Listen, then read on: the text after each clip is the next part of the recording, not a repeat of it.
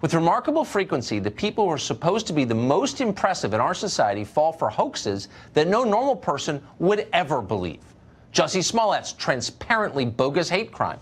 A dozen more just like it in the past 2 years. The fake Duke rape case, the even faker UVA fraternity rapes.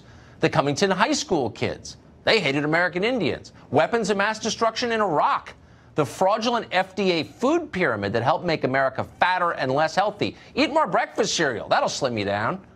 They bought all of this and much more without even pausing. When creepy porn lawyer told them that Brett Kavanaugh was a sex criminal, they believed him. Then they told us that creepy porn lawyer would make a good president. These are the people who brag about how much they revere science. We're the party of science. And at the same time insist that you can change your biological sex by wishing it so.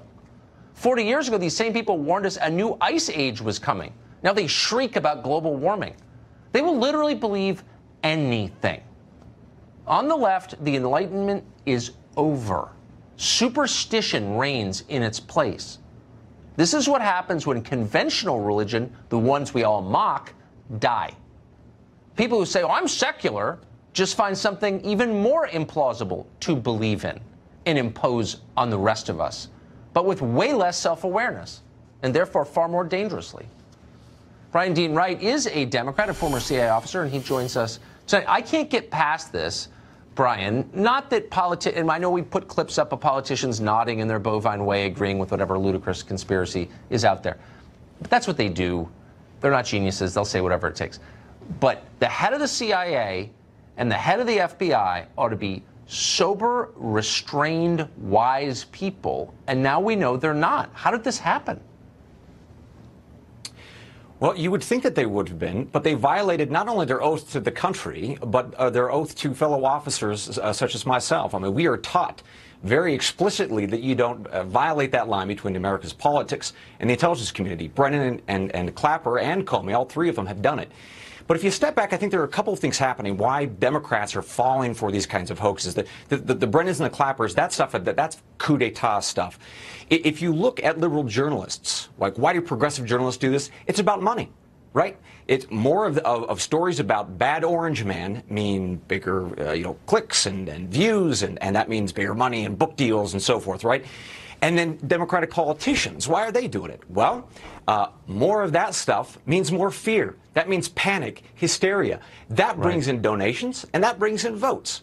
So that's the short answer to your question. But actually, Tucker, I think there's something bigger happening here that actually is more frightening to me. And that is, as a party, we are telling you through these hoaxes that you are a victim, right? Whether it be the Smollett case, the Covington kids, right? If you are a victim, then you belong to us. And even if you haven't been a victim, you will be at some point.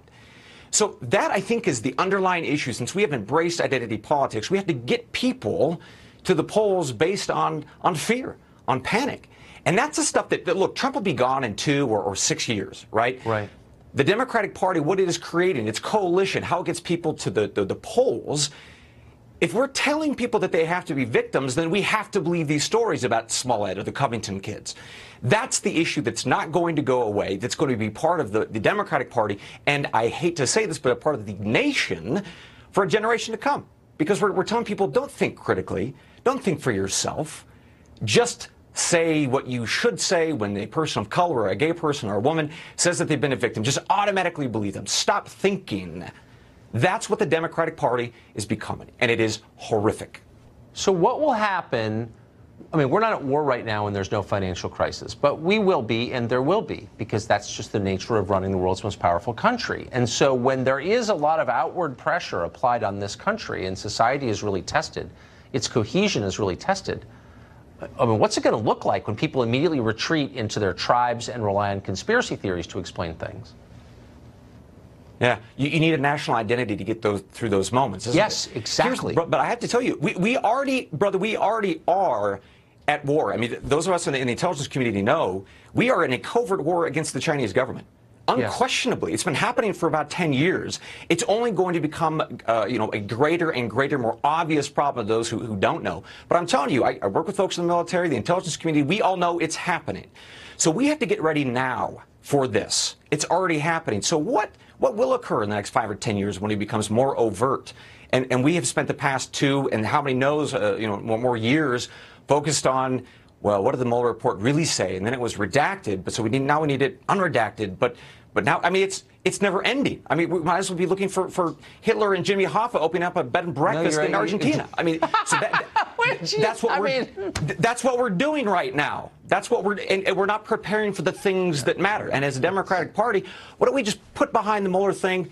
It's done. It's solved. Now let's have the reasonable conversation of, is Trump the best that we can do for this country now and moving forward? That's a great debate. Right. Let's have that. It is, but and it's conspiracy crap. It's a winnable debate.